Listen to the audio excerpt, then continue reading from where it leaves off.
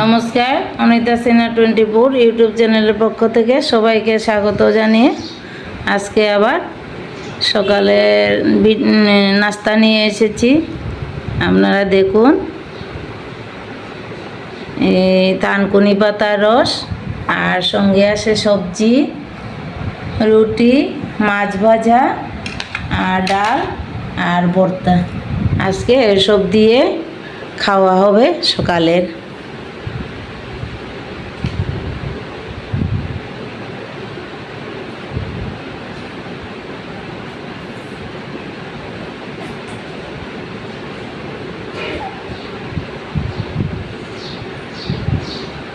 আস্তে আস্তে তুমি খেতে থাকো।